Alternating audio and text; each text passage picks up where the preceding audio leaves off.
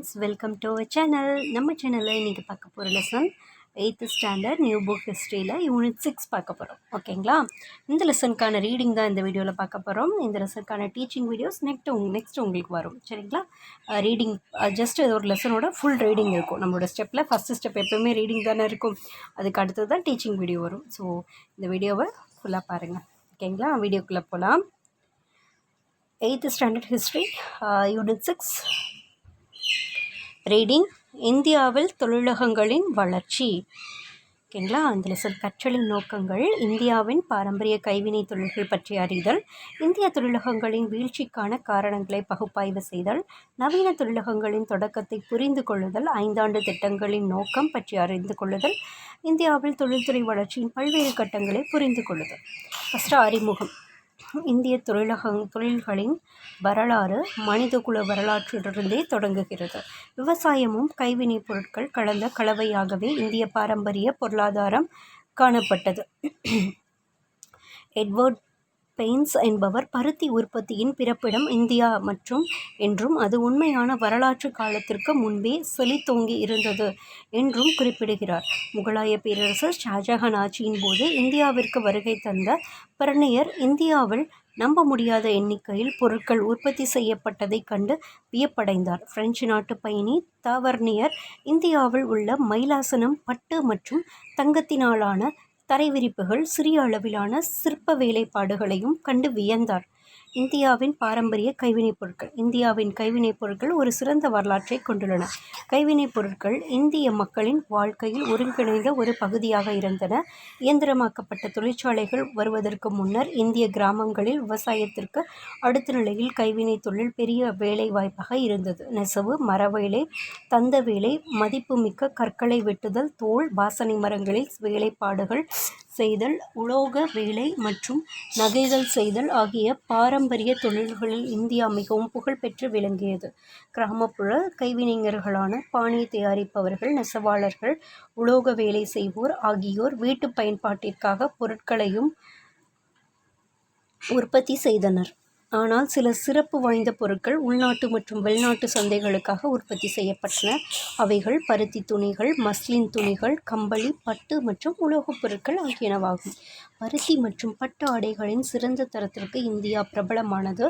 நெசவாளர்கள், தையல்காரர்கள் மற்றும் சாய தொழிலாளர்கள் ஆகியோரை பற்றி பல அறிவார்ந்த படைப்புகளில் குறிப்புகள் காணப்படுகின்றன. குறிப்பிட்ட சில உலோக தொழிற்சாலைகளுக்கான மையங்கள் நன்கு பிரபலமானவை. உதாரணமாக, மணி தயாரிக்க பயன்படும் உலோகமான வெண்கலத்திற்கு சௌராஷ்டிரா பெயர் பெற்றது.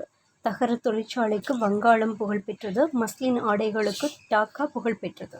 டாக்காவின் மஸ்லின் ஆடைகள் கிமு 2000 ஆண்டுகள் பழமையான எகிப்திய கல்லறைகளில் உள்ள மம்மிகள் மிகச்சிறந்த தரம் வாய்ந்த இந்திய மஸ்லின் ஆடைகள் கொண்டு சுற்றப்பட்டிருந்தது கண்டுபிடிக்கப்பட்டுள்ளது.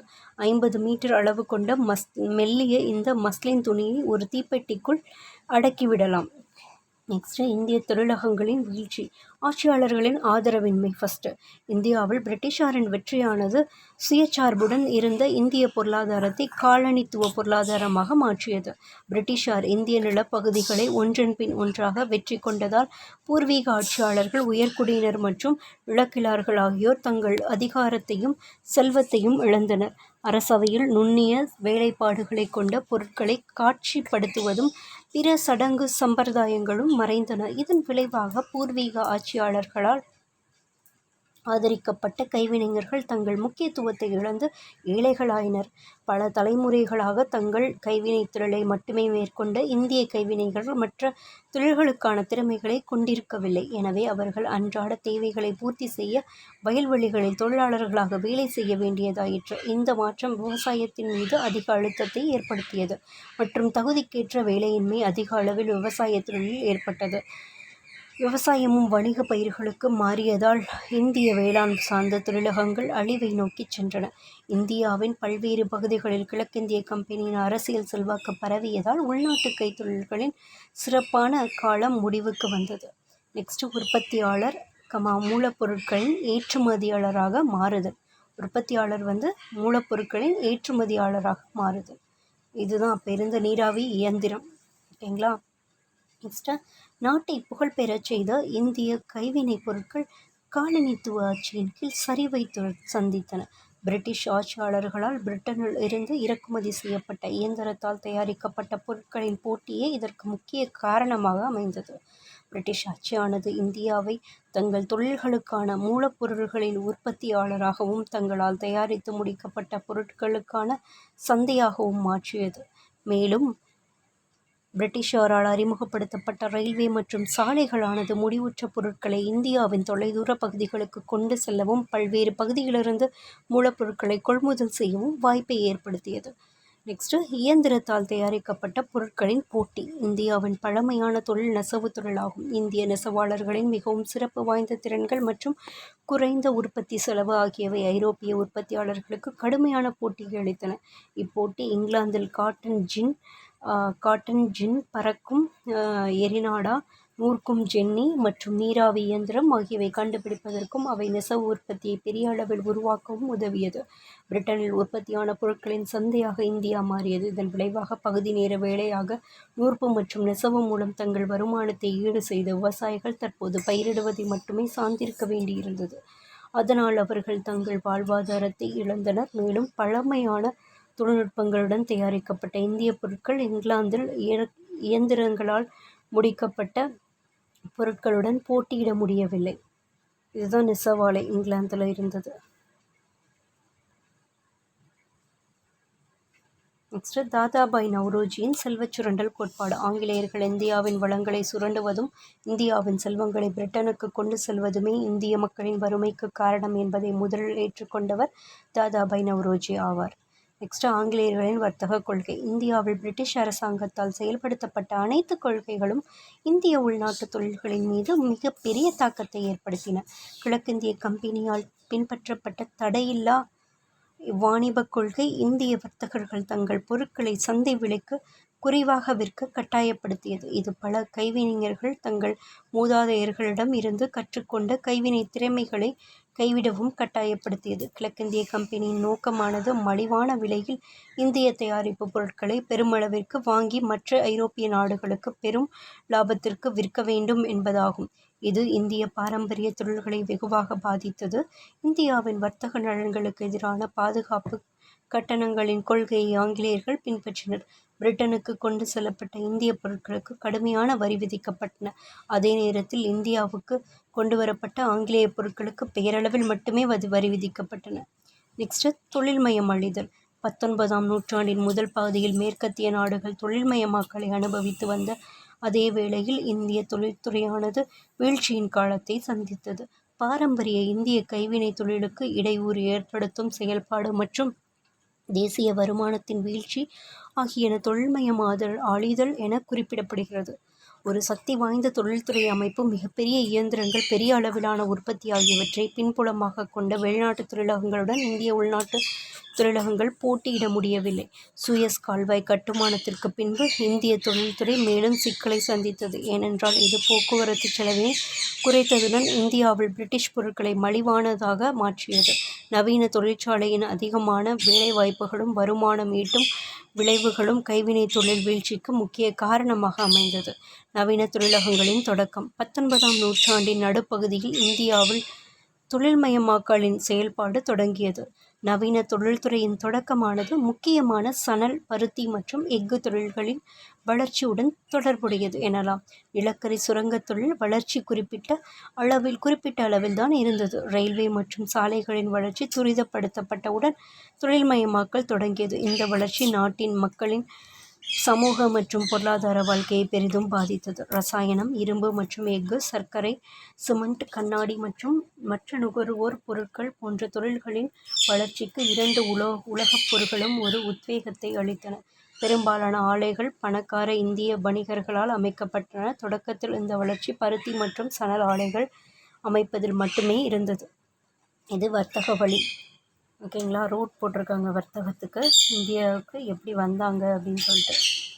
சரிங்களா, லண்டன்லேருந்து, ஐரோப்பாவில் லண்டன் இருக்கு, இங்கேருந்து மத்திய தரைக்கடல் வழியாக சூயஸ் கால்வாய் வந்திருக்காங்க. அது வழியாக சூயஸ் கால்வாய் வழியால் செங்கடல் வந்திருக்காங்க. அது வழியால் அப்படியே வந்து மும்பை வந்திருக்காங்க.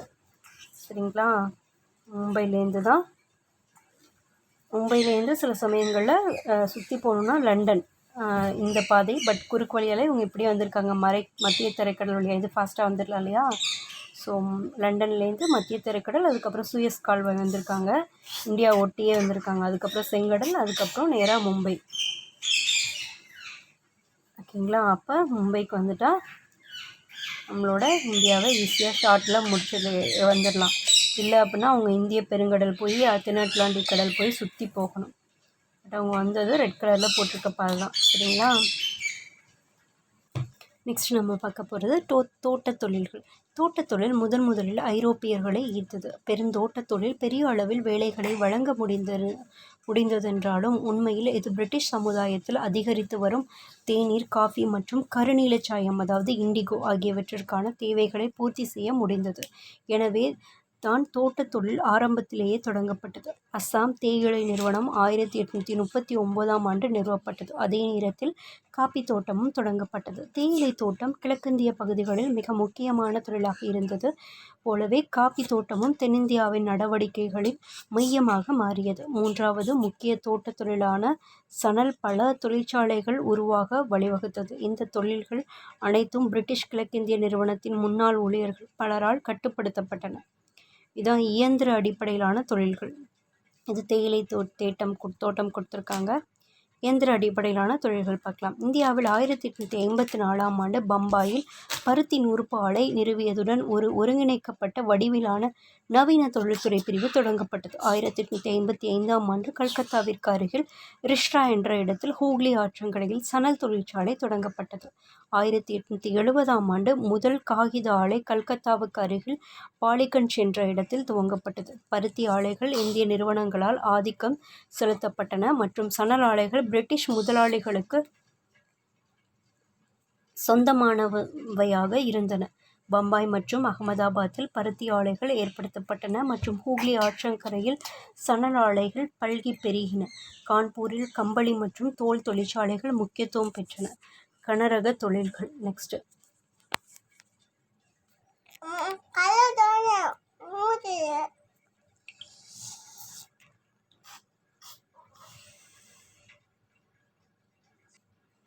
சாரி பாப்பா கொஞ்சம் டிஸ்டர்ப் பண்ணிட்டா. ஓகே, அடுத்து கனரக தொழில்கள். கனரக தொழில்களில் இரும்பு மற்றும் எஃகு தொழில் அடங்கும். 1874 குல்டி என்ற இடத்தில் முதன்முறையாக நவீன முறையில் எஃகு தயாரிக்கப்பட்டது. 20ஆம் நூற்றாண்டின் தொடக்கத்தில் இரும்பு மற்றும் எஃகு தொழில்கள் இந்திய மண்ணில் வேரூன்ற தொடங்கின. இருப்பினும் இந்தியாவில் மிகப்பெரிய அளவிலான எஃகு உற்பத்தியை மேம்படுத்திய பெருமை ஜாம்ஷெட்ஜி டாடா என்பவரையே சாரும். 1907 ஜாம்ஷெத்பூர் என்ற இடத்தில் டாடா இரும்பு மற்றும் எஃகு நிறுவனம் டிஸ்கோ அமைக்கப்பட்டது. இந்நிறுவனம் 1911 தேனிரும்பு மற்றும் 1912 உலோக வார்ப்பு கட்டிகளையும் உற்பத்தி செய்தது. இதான் டிஸ்கோ ஜாம்ஷெத்பூரில் இருக்கிறது. ஓகேங்களா? நெக்ஸ்ட்டு நவீன தொழிலகங்களின் வளர்ச்சி. 1861 2573 கிலோமீட்டர் ஆக இருந்த ரயில்வேயின் நீளம் 1914 55,773 கிலோமீட்டராக அதிகரித்தது. சூயஸ் கால்வாய் திறப்பு ஐரோப்பாவிற்கும் இந்தியாவிற்குமான தூரத்தை சுமார் 4830 கிலோமீட்டர் தூரமாக குறைத்தது. இந்த குறைக்கப்பட்ட தூரம் இந்தியாவின் தொழில்மயமாக்கலுக்கு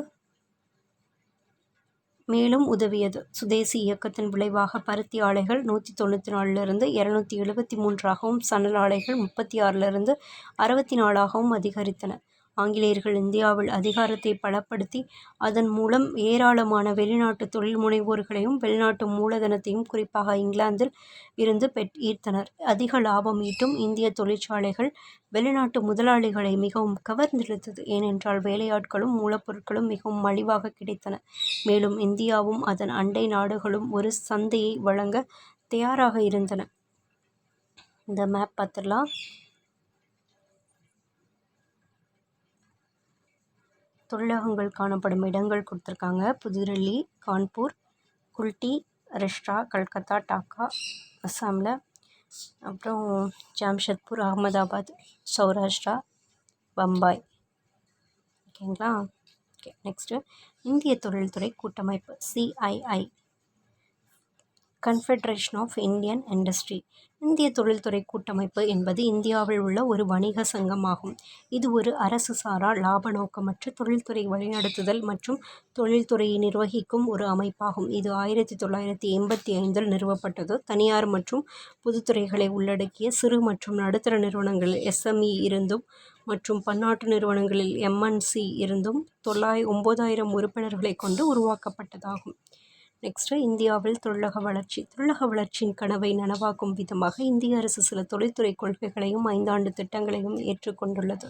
சுதந்திரத்திற்கு பிறகு தொழில்துறையில் ஏற்பட்ட மிக முக்கியமான புதுமைகளுள் ஒன்று 5 திட்டங்கள் அறிமுகப்படுத்தியதாகும். மேலும் 1948 தொழில்துறை கொள்கை தீர்மானத்தினால் அரசாங்கம் தொழில்துறையில் நேரடியாக பங்களிப்பினை வெளிப்படுத்துகிறது. இந்த தீர்மானம் தொழில்துறை வளர்ச்சியில் ஒரு தொழில் முனைவோராகவும் அதிகார மையமாகவும் அரசின் பங்கினை வரையறுத்தது. 1956 தொழில்துறை கொள்கை தீர்மானத்தின்படி தொழில்துறையானது 3 வகைகளாக வகைப்படுத்தப்பட்டுள்ளது.